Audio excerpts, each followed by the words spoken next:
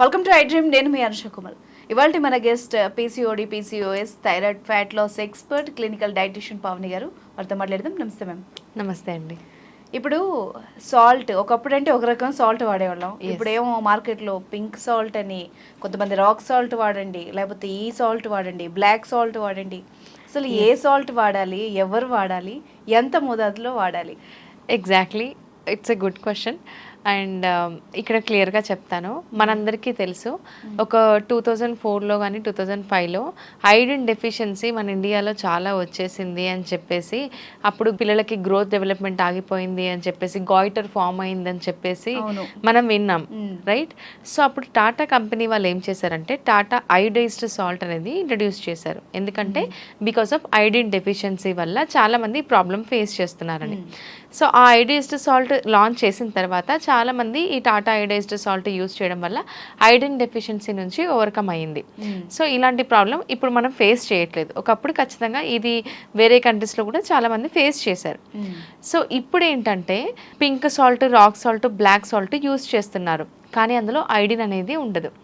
But benefits చాలా ఉంటాయి. Pink salt detoxification properties ఉంటాయి, యాంటీ ఆక్సిడెంట్స్ ఎక్కువ ఉంటాయి, లెస్ ప్రాసెస్డ్ ఉంటుంది అని చెప్పేసి చాలామంది యూస్ చేస్తున్నారు, కానీ అందులో ఐడిన్ ఉండదు కదా. సో మళ్ళీ అది ఫేస్ చేసే ఛాన్సెస్ ఉంటాయి అన్నమాట, ఐడిన్ డెఫిషియన్సీ. సో ఇక్కడ బ్లడ్ ప్రెషర్ నుంచి ఎవరైతే టూ మచ్గా సఫర్ అవుతున్నారో వాళ్ళు పింక్ సాల్ట్ యూస్ చేస్తూ అలాగే అయోడైజ్డ్ సాల్ట్ ఆల్టర్నేట్లో తీసుకోవడం అనేది మంచిది.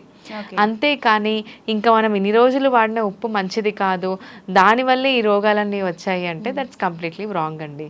ఎందుకంటే చాలామంది హెల్తీగా ఉన్నారు, based on their lifestyle వాళ్ళు సఫర్ అవుతున్నారు కాంప్లికేషన్స్. అంతేకాని ఐరన్ డెఫిషియన్సీ ఇప్పటిదాకా ఎవరికి రాలేదు. బట్ ఈ pink salt, black salt, rock సాల్ట్లో మనకి ఏంటంటే లెస్ ప్రాసెస్డ్ ఉంటుంది, మినరల్స్ కూడా ఎక్కువ ఉంటాయి, అలాగే మనకు యాంటీ ఆక్సిడెంట్ ప్రాపర్టీస్ ఉంటాయి, which is a very good thing. But నా సజెషన్ ఏంటి అంటే మనం యూస్ చేసే అయోడైజ్డ్ సాల్ట్తో పాటు ఈ పింక్ సాల్ట్ ఇవన్నీ ఆల్టర్నేట్గా యూస్ చేస్తూ ఉంటే బ్లడ్ ప్రెషర్ కంట్రోల్ అవుతుంది, అలాగే హెల్తీగా కూడా ఉంటాం. కంప్లీట్గా అయోడైజ్డ్ సాల్ట్ అవాయిడ్ చేయడం అనేది మంచిదైతే కాదు. ఓకే పావని గారు, అండ్ ఏ హెల్త్ ఇష్యూ వచ్చినా, అంటే కిడ్నీ సమస్య అయినా, లేకపోతే థైరాయిడ్ అయినా, ఒబెసిటీ అయినా, ఏదైనా కూడా సాల్ట్ తగ్గేయమంటారు. ఈ సాల్ట్కి దానికి ఏంటి సంబంధం అంతగా? ఎస్, సో సాల్ట్ ఏం చేస్తుందంటే ఫస్ట్ థింగ్ మన బాడీలోకి వెళ్ళిన తర్వాత బ్లడ్ ప్రెషర్కి హెల్ప్ అవుతుంది. సో ఈ సోడియం అనేది చాలా మంచిది మన బాడీకి. దీన్ని మనకు ఎలక్ట్రోలైట్స్ అంటారు. మన బాడీలో మెయిన్ ఎలక్ట్రోలైట్స్ సోడియం, పొటాషియం, ఇవన్నీ మనకి ఎలక్ట్రోలైట్స్. సో ఎలక్ట్రోలైట్స్ తక్కువైనా ప్రాబ్లమే, ఎక్కువైనా ప్రాబ్లమే. దీన్ని కంట్రోల్లో ఉంచుకుంటే ఏం కాదు. కానీ వాటర్ రిటెన్షన్ అనేది ఎక్కువ అవుతుంది అనమాట మనం ఉప్పు ఎక్కువ తీసుకున్నప్పుడు. అందుకే ప్రాసెస్డ్ ఉన్న వాళ్ళు తొందరగా వెయిట్ గెయిన్ అవుతూ ఉంటారు. ప్రాసెస్డ్ ఫుడ్ ఎక్కువ తీసుకున్న వాళ్ళకి, అంటే ఇప్పుడు మనం పికిల్స్ కానీ స్టోరేజ్ ఉండాలంటే ఉప్పు ఎక్కువ యాడ్ చేస్తాం, ఎందుకంటే స్టోరేజ్ ఎక్కువ ఉండాలని చెప్పేసి. ఆయిల్, సాల్ట్ ఎక్కువ యాడ్ చేస్తూ ఉంటాం. ప్రాసెస్డ్ ఫుడ్లో కూడా సాల్ట్ ఖచ్చితంగా యాడ్ చేస్తారు, అప్పుడే మనకు స్టోరేజ్ అనేది ఉంటుంది. సో ఇలా ప్రాసెస్డ్ ఫుడ్ వల్ల కూడా మనకు బ్లడ్ ప్రెషర్ ఇంక్రీజ్ అయ్యే ఛాన్సెస్ ఉంటుంది. ఇంక్రీజ్ అవ్వడం వల్ల వాటర్ రిటెన్షన్ కూడా ఉంటుందన్నమాట. సో ఏదైనా సరే మనం ఒబెసిటీ కానీ బ్లడ్ ప్రెషర్ ఫేస్ చేస్తున్నారు అంటే సాల్ట్ ఇంటేక్ లిమిట్లో తీసుకోవడం మంచిది. బట్ ఇక్కడ ఇంకో పాయింట్ ఉంది. చాలామంది చెప్తూ ఉంటారు ఏంటంటే నేను ఫుడ్ తీసుకోకపోయేసరికి నాకు తల తిరిగినట్టు అనిపిస్తుంది, వీక్నెస్ వచ్చేస్తుంది, లో బీపీ వచ్చింది అని చెప్పేసి ఆడవాళ్ళలో ఎక్కువ చూస్తూ ఉంటాం ఇది. సో ఎవరైతే మెటబాలిజం తక్కువ ఉంటుందో వాళ్ళు కంప్లీట్గా అవాయిడ్ చేయాల్సిన అవసరం అయితే లేదు. వాళ్ళు ఫుడ్ ప్రాపర్గా తీసుకుంటూ సాల్ట్ ఇంక్లూడ్ చేస్తేనే బెటర్. అదే మనం చూస్తూ ఉంటాం, లైక్ బయట కళ్ళు తిరిగి పడిపోయారంటే ఇమ్మీడియట్గా సాల్ట్, షుగర్ యాడ్ చేసేసి వాళ్ళకి తాగిపిస్తూ ఉంటాం. ఎలక్ట్రోలైట్ ఇంబ్యాలెన్స్ వల్ల కూడా అలా అవుతుందన్నమాట. సో సాల్ట్ మితంగా తీసుకుంటే మంచిది, అమితంగా తీసుకుంటే మంచిది కాదు. ఓకే పావని గారు, చాలా మందిలో చూస్తుంటాం వెయిట్ లాస్ అవ్వడం కోసం చాలా డైట్ పాటిస్తూ ఉంటారు, ఫుడ్ లిమిటెడ్గా తీసుకుంటారు. అన్ని పాటించినా కూడా వాళ్ళు తగ్గడానికి కొంచెం కష్టంగా ఉంటుంది. అసలు ఏముంటుంది రీజన్ దానికి? First thing metabolism. Okay. So metabolism అంటే అందరూ ఏమనుకుంటారంటే ఓకే వైటమిన్ సి తీసుకుంటే మెటబాలిజం బూస్టప్ అవుతుంది, లేకపోతే కషాయం తాగితే మెటబాలిజం బూస్టప్ అవుతుంది అంటారు. యాక్చువల్గా మెటబాలిజం అంటే ఏంటంటే మనం కూర్చున్న దగ్గర మన కిడ్నీ, మన లివర్, మన digestion process without acidity problems లేకుండా మన డైజెషన్ ప్రాసెస్ కరెక్ట్గా ఉండి క్యాలరీ బర్నింగ్ బాగా అవుతుంది, వర్కౌట్స్ ప్రాపర్గా చేస్తున్నాము అంటే మన మెటబాలిజం కరెక్ట్గా ఉన్నట్టు. దీనికి ఇంకో క్వశ్చన్ కూడా యాడ్ చేయొచ్చు ఏంటంటే అదేంటి మరి నేను కూడా ఫుడ్ తీసుకున్నాను అరిగిపోతుంది, నాకు కూడా టైంకి యూరిన్ వస్తుంది, నా మెటబాలిజం బాగాలేదన్నట్ట అని అడుగుతూ ఉంటారు. సో ఇక్కడ మెటబాలిజం ఏంటంటే మెయిన్గా మన బాడీలో ఉన్న ఆర్గాన్స్ అన్ని ప్రాపర్గా ఫంక్షనింగ్ అవుతూ మనం ఎనర్జెటిక్గా ఉండడమే మెటబాలిజం అంటే. దీన్ని ఇంప్రాపర్ వేలో కూడా కొంతమంది తీసుకుంటూ ఉంటారు. ఒక జ్యూస్ తాగడం వల్ల మెటబాలిజం సెట్ అవుతుంది అంటే అలా ఉండదు.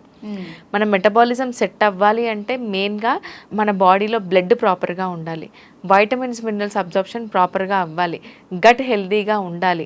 అలాగే అప్పుడు మనకి వర్కౌట్స్ ప్రాపర్గా చేయగలుగుతున్నాం, ఒక 2-3 కిలోమీటర్స్ నడవగలుగుతున్నాం అసలు ఏ ప్రాబ్లం లేకుండా అంటే వాళ్ళ మెటబాలిజం కరెక్ట్గా ఉన్నట్టు. యా, సో ఇక్కడ మెటబాలిజం చాలా చాలా మెయిన్ రోల్ ప్లే చేస్తుంది. మీరు అడిగినట్టు కొంతమంది ఏమంటారంటే నేను డైట్ ఫాలో అవుతున్నాను, వర్కౌట్స్ చేస్తున్నాను, అయినా తగ్గట్లేదు అంటే వాళ్ళు క్రాస్ చెక్ చేసుకోవాల్సింది స్లీప్ ప్రాపర్గా లేకపోతే కూడా వెయిట్ లాస్ ప్రాసెస్ అనేది డిస్టర్బ్ అవుతుంది. సెకండ్ పాయింట్, డైట్ ఫాలో అవుతున్నారు కానీ ఎలాంటి డైట్ ఫాలో అవుతున్నారు అనేది కూడా క్రాస్ చెక్ చేసుకోవాలి. సో ఇంకోటి ఏంటంటే బ్లడ్ తక్కువ ఉండి కూడా vitamin D, vitamin B12 deficiency ఉంటే వెయిట్ లాస్ అవ్వరండి. ఓకే, బ్లడ్ తక్కువ ఉన్నా కూడా వెయిట్ లాస్ కష్టమే.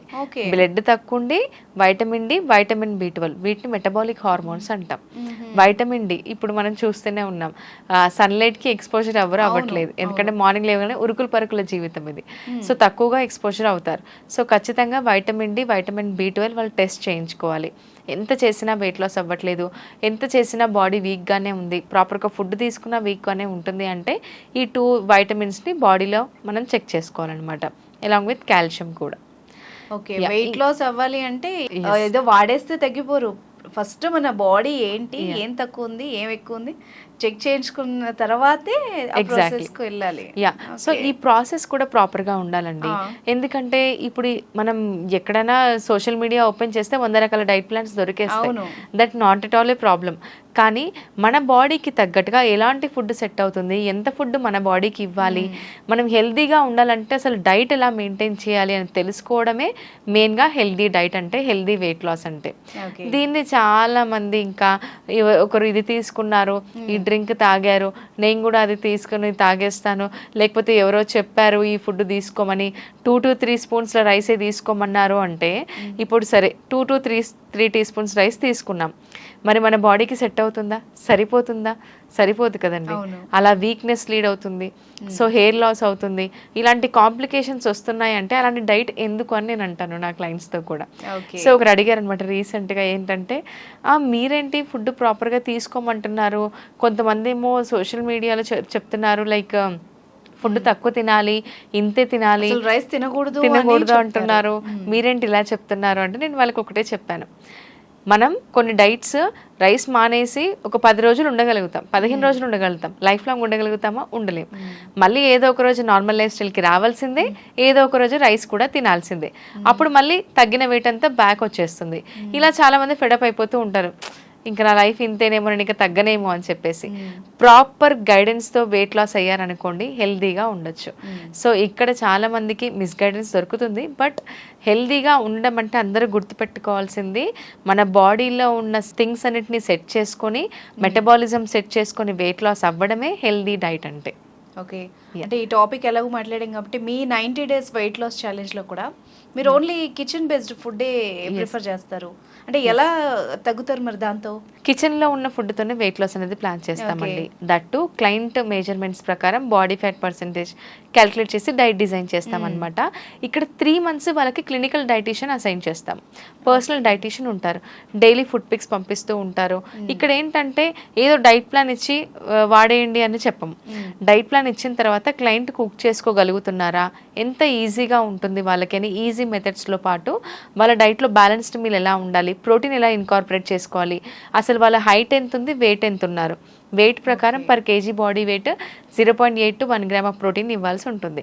అంటే వాళ్ళు ఎక్కువ వర్క్ చేస్తున్నారు, వాకింగ్ ఎక్కువ ఉంటుంది అంటే కనుక. సో ఇదంతా క్రాస్ చెక్ చేసుకొని వాళ్ళ లైఫ్ స్టైల్ ప్రకారం బాడీ మెజర్మెంట్స్ ప్రకారం డైట్ అనేది ఇస్తామన్నమాట. వర్కౌట్స్ కూడా గైడెన్స్ ఉంటుంది, ఎక్కడికి వెళ్ళాల్సిన అవసరం ఉండదు, ఇంట్లో ఉండే హ్యాపీగా వర్కౌట్స్ కూడా చేసుకోవచ్చు. ఓకే. అండ్ ఖచ్చితంగా రిజల్ట్స్ ఉంటాయి. 3 monthsలో నా క్లయింట్స్ అయితే 7 నుంచి 15 కేజీల వరకు తగ్గుతారు. సో పావని గారు చాలా చక్కటి విషయాలు చెప్పారు. సో వ్యూవర్స్ ఎవరైనా కూడా పావని గారిని కాంటాక్ట్ అవ్వాలనుకుంటే స్క్రీన్ మీద ఉన్న నెంబర్ని డయల్ చేసి ఆ నెంబర్ కాంటాక్ట్ అవ్వచ్చు. థ్యాంక్ యూ వెరీ మచ్ అండి. థ్యాంక్ యూ అండి.